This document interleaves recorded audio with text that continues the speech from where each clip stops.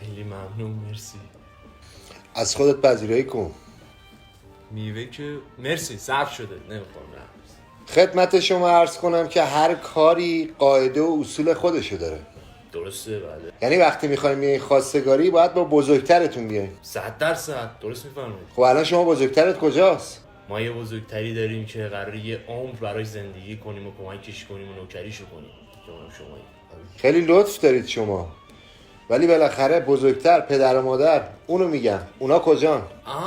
بزرگتر خودمو گفتی شما. بله الان خدمتتون عرض میکنم. پدر من سر کار بود امروز، مادرم داشت خونه رو ترتمیز میکرد. دیگه گفتم تو این گرما نیارمش تو این خیابون ترافیک، دیگه اینجوری شد که خودم مزاحمتون شدم. خدا حفظشون کنه. انشالله ما زیارتشون که میکنیم. 100% زیارت میکنی، 100%. یه دیت میریزم همه با هم بریم یه فری بخوریم تو خیابون. چی میخوریم؟ فریدون تو سروردی ساندویچی ویژه میده، یه چیز حرفه‌ای. این اونجا چیز می‌خوره. دستت درد نکنه. ولی خوشم اومد. معلومه جوون با جنمی هستی که اینقدر شهامت داشتی تنهایی اومدی خواستگاری تک دختر من. دست بوس شما هستی. حالا ببینم تو این مدت تونستی واسه خودت سرمایه جمع بکنی؟ بله الان خدمتتون عرض میکنم. بنده خیلی سختی ها کشیدم تا بتونم به این مرحله از زندگی برسم. شاید باورتون نشه ولی من شبها بیداری ها کشیدم تا صبح تا بتونم به اینجا برسم. من صاحب یک خونه هستم الان و 2 عدد ماشین و یک موتور. ببخشید شما شغلتون چیه؟ من مزرعه دارم، کار گلگیا میکنم. یعنی این همه سرمایه رو شما از مزرعه به دست آوردین؟ برای شماست، متعلق به شماست، ما کارگر شماییم. اختیار داری، برازنده خودت پسرم. فقط پدر جان یه مطلبی خواستم بهتون بگم.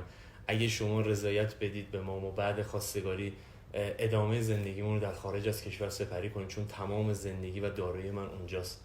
هیچ مشکلی نداره، مهم خوشبختی دخترمه. حالا میخواد اینجا باشه یا خارج از کشور. من واقعا ازتون تشکر میکنم، دم شما گرم. البته اگه میخواید بیشتر خیالتون راحت بشه من میتونم به صورت آنلاین الان بهتون تمام داراییمو نشون بدم.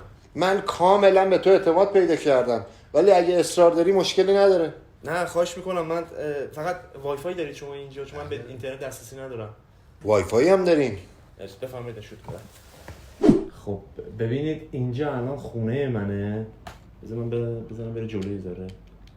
این الان پارکینگش هم دوسخور نره. چرا؟ چون تو ساختمونه، قشنگ دوربینم داره، خیلی اوکیه. بعد این هم چیزه، اون مزرعه‌ای که گفتم بهتون.